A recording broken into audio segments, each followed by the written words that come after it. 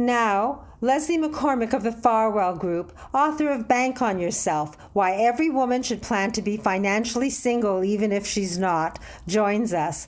Good morning, Leslie. Good morning, Marilyn. Happy New Year's tomorrow. Happy New Year's, a healthy, happy, and hopefully a worry-free year. You were going to talk to us, you talked to us last time about a study and having a written financial plan. Any pointers for those of us who want to move forward? Absolutely. So a couple of weeks ago when I was on, as you mentioned, I talked about the annual Fidelity Retirement Survey that came out recently.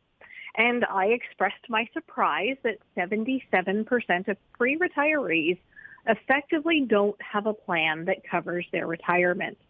And so today, I'd like to again encourage listeners, whether they are retired now or looking forward to their retirements, to getting a plan if you don't have one, or checking in where you are relative to your plan if you do have one, or updating if it's time to update, and encouraging you to make that a priority in 2023.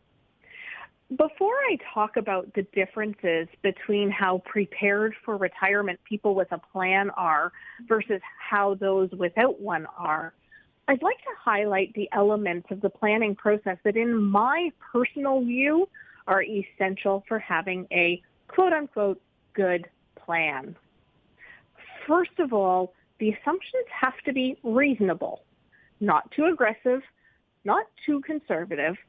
A plan is only as good as the assumptions you make, and so be reasonable in the assumptions. Once you have a base plan, it needs to ask, what if? That question, what are the circumstances that might impact your financial future? Things like, what if a loved one requires financial assistance? What if there are higher healthcare costs? What if investment returns or inflation are higher or lower than planned? Basically, given you and your personal circumstances, what are the scenarios we should consider? The third thing is progress needs to be tracked. It is all well and good to do a plan, but if time goes by and you have no idea if you are on track or not, let alone whether or not you can remember what it is you were even planning for, it really isn't worth much. To maintain the benefits of having a plan, it needs to be checked in on regularly. And finally, keep it relevant. As your life changes, your plan changes too. If you have a financial plan that checks these 4 boxes, I think we can all see how it is that the Fidelity survey found that 93% of retirees who have a plan feel they were prepared financially for retirement. 83% of pre-retirees with a plan feel prepared for their pending retirement, while less than half of those who don't have a plan feel prepared financially. There are also significant gaps between those who have a plan and those who don't of being prepared emotionally, socially, and physically.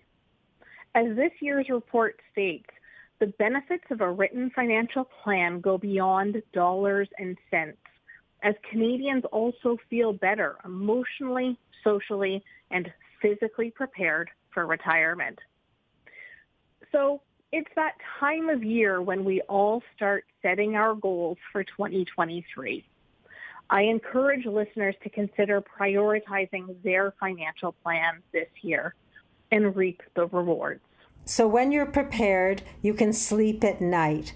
It's never too late to make a plan, and it's always good to have an updated plan. So for a second opinion or a fresh start, all you need do is take down Leslie McCormick's number at the Farwell Group and ask your questions and prepare to make 2023 a peaceful year, that you know you have a plan in place and that you can sleep at night and mitigate the risks that are involved in retiring without a plan. Leslie, the number we can reach you. 416 416-863-7501. 416-863-7501. It won't cost you anything but a little time to get the information you need so that you're prepared for 2023 and for the rest of your life. Thank you, Leslie, and look forward to speaking to you again soon, and have a happy, healthy new year. Thank you, Marilyn, and same to you and the listeners today. Happy New Year, and I really hope for you that 2023 is filled with health, happiness, and joy, and peace of mind by having a written financial plan. I'll just add that because I think it's a good thing to do. Sounds good to me, Marilyn. All the best. Bye-bye, Leslie. Until next time.